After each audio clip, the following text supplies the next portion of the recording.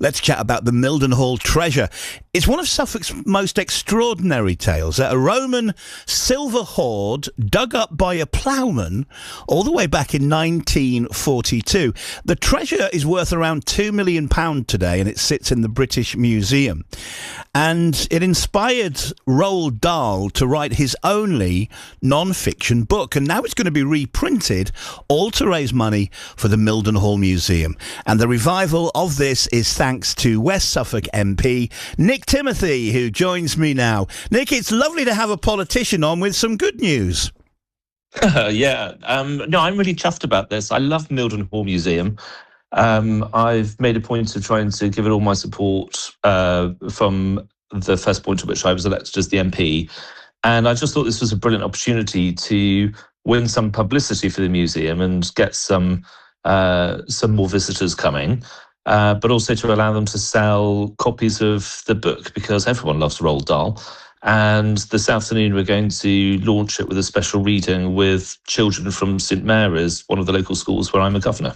Yeah, Roald Dahl is known across the world for his children's books, and this his only non-fiction book inspired by this amazing true story. Now, Nick, I believe some say the ploughman who found this Roman treasure was actually conned out of getting rewarded for it.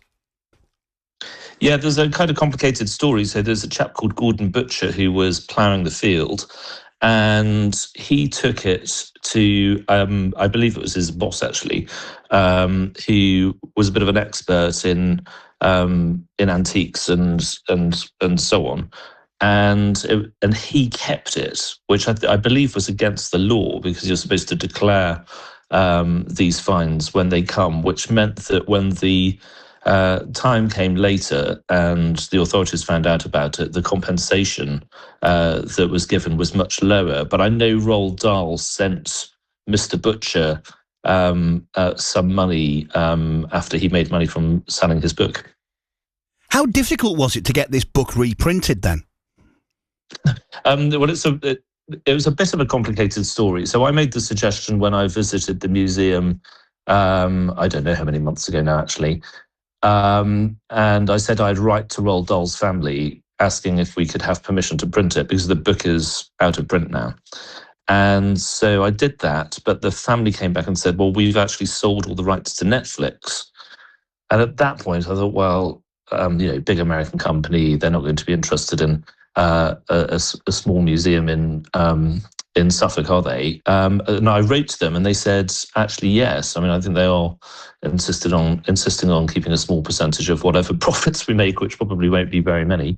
But they said yes. And actually, as a result, it's all moved quite quickly. So I always hoped we'd be able to do this, but the speed with which we've been able to do it and the relative ease has been really surprising. It's been fantastic. Well, is the book available right now, Nick? Can people get it now? Yeah, so as I say, we're launching it today, this afternoon with the children from the school, and then visitors will be able to come to the museum and buy it. Well, listen, thank you for your time this morning. That book, the proceeds go to the Mildenhall Museum, and you can hear more about this later with Louise Holland after 2 o'clock this afternoon. You can hear how the book has gone down. My thanks to West Suffolk MP Nick Timothy.